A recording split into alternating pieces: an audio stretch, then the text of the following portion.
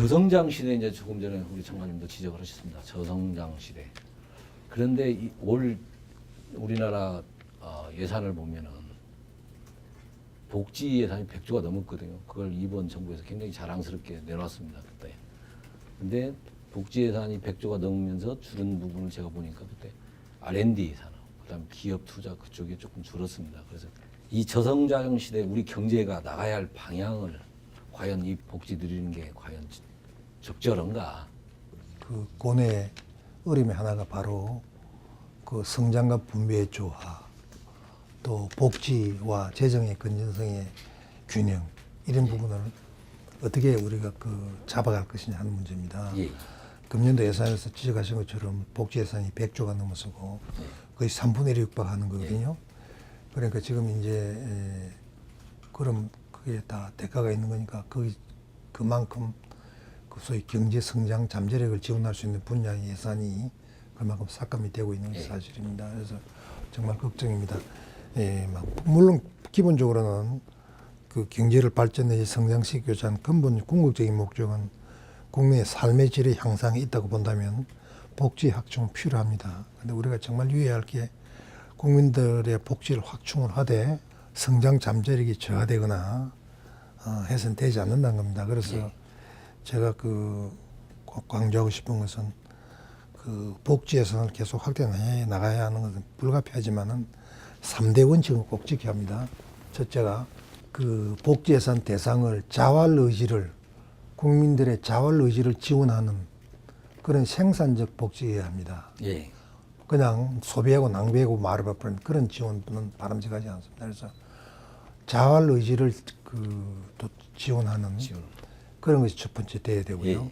뭐 대표적인 것이 근로소득 보임을 해주는 그 EITC 같은 그런 제도를 확충해야 됩니다. 또 두 번째는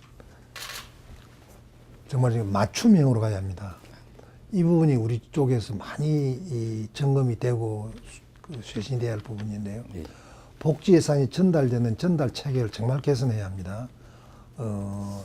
여러 부처에서 그것이 중복되고 그러다 보니까 복지 예산이 누출이 소위 리이크가 제일 많은 부분이 복지 예산 전달 체계입니다. 그래서 맞춤형 복지라서 필요한 사람한테 필요한 만큼 가야 합니다. 그런 전달 체계를 포함해서 지금 예를 들면 기초연금 가지고 국회에서 이제 논의가 시작되고 있지 않습니까? 그렇습니다. 지금 70% 국민 소득 하위 70%까지 주느냐, 또 일부에서는 뭐 80%까지 주자 이러는데, 그럼 상위 30%까지는 안 받게 할 것이냐, 상위 20%까지 안 받게 할 것이냐. 실제로 필요한 사람한테 필요한 돈이 가야 되는 거거든요. 그럼 소득 상위 20%나 30%에서 필요하지 않은 사람들한테까지 가면 어찌 되면 자원 낭비가 되지 않습니까? 그렇죠. 그러면 그만큼 필요한 사람한테 안 가게 되는 것이거든요. 그래서 정말 필요한 사람한테 필요한 만큼 가는 맞춤형 복지가 돼야 되고요. 그런 면에서 보편적 복지 이런 식으로 경계해야 합니다. 그래서 정말 선택적 복지로 상당한 기간까지 갈 수밖에 없는 것이 대부분의 선진국도 기본적으로는 선택적 복지로 갈 수밖에 없는 것이 언제 어디서나 자원은 유양하기 때문입니다. 그러니까 두 번째가 맞춤형 복지고요. 세 번째가요. 앞에 그 두 가지 다 해서 한 번 복지를 주면 그 다음에 그것도 들을 수가 없어요. 그렇죠. 그러면 그 복지 혜택을 받은 사람이 이유 없이 나는 상황이 똑같은데 정부 예산이 부족해서 상황에다 복지 예산을 끄어가면 복지 혜택이 본인이 어떻게 되겠습니까? 우선 삶을 유지할 수가 없어요. 지속 가능한 복지를 해야 됩니다. 그걸 한번 그래서 복지 예산을 늘리거나 새로운 복지 제도를 채택할 때 정말 유의할 것이 이렇게 하면 이 어려운 사람들한테 계속 이런 우리가 복지에서 이 복지 지원을 할 수 있느냐는 그 부분을 반드시 짚고 가야 됩니다. 지속 가능해야 됩니다. 그래서 맞춤형 복지, 지속 가능한 복지, 자활 의지를 돕는 복지, 이 세 가지 원칙은 어떤 정부가 들어서든 저는 꼭 지키셔야 합니다. 그래서 지금 말씀하신 대로 복지 지원은 그런 것이 원칙이 돼야 하고요. 그리고 그걸 뒷받침하려면 결국 재원이 뒷받침되잖아요. 재원은 결국 어디서 나옵니까? 결국 국민 세금에서 나오죠. 세금은 어디서 나옵니까? 결국 성장하지 않고는, 경제가 성장하지 않고는 복지 재원을 마련할 길이 결국 빚을 내는 수밖에 없잖아요. 그럼 빚내서 하면 결국 그래서 지속 가능한 복지가 되겠어요? 우선 지속 가능하지 않지 않습니까? 그러니까 어떻게 하면 성장 동력을 잡아서 성장 동력을 일으켜서 우리가 저성장의 늪에서 빠져나올 것이냐. 이 부분을 우리가 지금 굉장히 고뇌하고 자원을 집중해야 할 그런 분야입니다. 그러다 보니까 아까 우리 예산 100조 복지에서 넘어간다고 말씀하셨는데 이제 그런 부분과 연결이 됩니다. 그러면 그러니까 성장과 복지의 관계를 어떻게 선순환할 것이냐 하는 것을 어느 정도까지 복지를 내리고 과다 복지에서 일부를 줄여서 성장의 원천으로 또 성장 잠재력을 키우는 쪽으로 투입을 해서 성장력을 키울 것이냐. 그래서 이 균형을 어떻게 가느냐, 이 밸런스를 어떻게 유지할 것이냐 하는 것이 정부의 고뇌가 있는 것입니다. 이런 부분을 지금까지 우리가 그 나름대로 세계 시장에서 평가하기로 한국이 참 잘해왔다고 평가를 받습니다. 근데 예. 앞으로 이제 이 부분을 우리가 국민들이 복지 수요에 대한 욕구가 이제 큰 폭으로 이제 상승되고 그래서 중국도 요즘 그런 비슷한 현상이 좀 일어나고 있습니다. 그래서 이런 부분에 대해 우리가 고뇌를 많이 해야 할 걸로 생각이 됩니다. 장관님 이제 보편적으로 이제 신국가의 전략 그러면 아까 이제 국가적인 우리가 그 국가 주도적인 역할을 해야 된다 그런 말씀 저는 사실 오늘 처음 들었거든요. 근데 그 신흥국가의 전략이 뭐 유럽하고 또 중남미 뭐 동아시아 이게 다를 수밖에 없지 않습니까 우리나라 어떤 식으로 해야 된다고 생각하시나요? 그 참 간단한 문제는 아니에요. 예. 간단한 문제는 아니고 국제사회에서 어떤 컨센서스를 이룬다는 것이 예. 참 많은 지혜가 동원돼야 또 상황이 설정이 돼야 하는데요.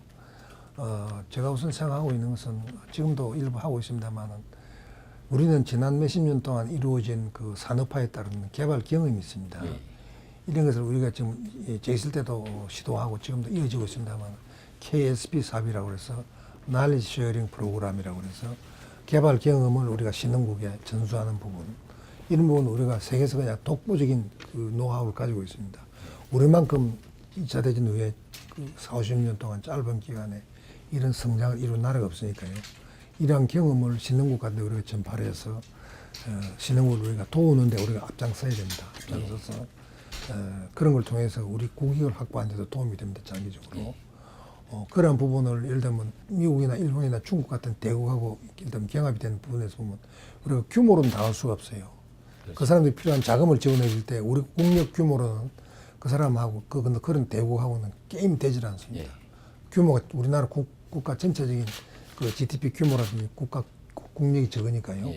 그 대신 우리는 그런 그 소프트웨어 측면에서 노하우, 우리 개발 경험 이런 것이 그 사람들한테 더 친근감 있게 다가갈 수도 있습니다.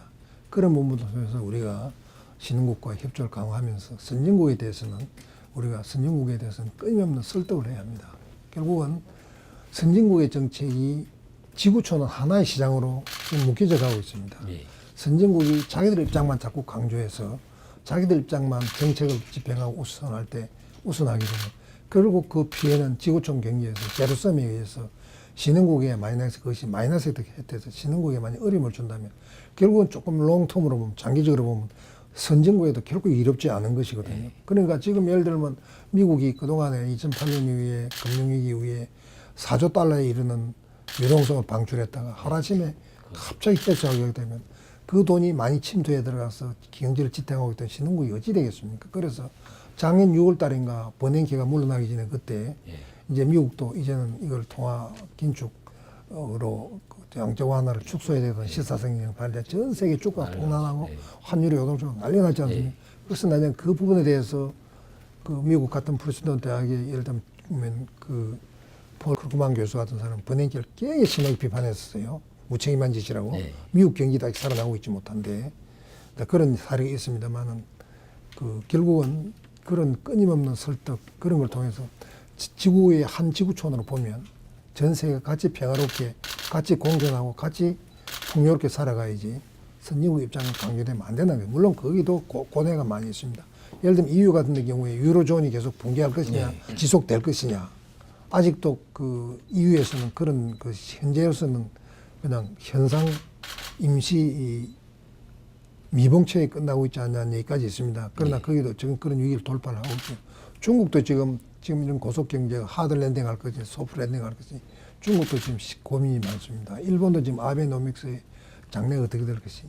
그런데 우리 한국이 어려우면 아베노믹스가 성공을 하면 하는 대로 실패하면 하는 대로 중국 경제가 연착륙에 성공을 하면 하는 대로 못하면 못하는 대로 우리 한국에 이게 축복이 될지 재앙이 될지 저희 나라는 정말 어려운 입장에 있습니다. 그래서 어느 때하고 쉬운 때는 없지만은 그런 선진국에 대해서 우리가 이런 그 역할을 할 수 있는 나라가 우리가 한국이 제일 좋은 입장에 있습니다. 그래서 이런 노력을 그 단기간에 효과가 없다 하더라도 그런 각종 국제회의라든지 미션을 통해서 끊임없이 설득하고 협의하고 하는 그런 노력이 필요합니다.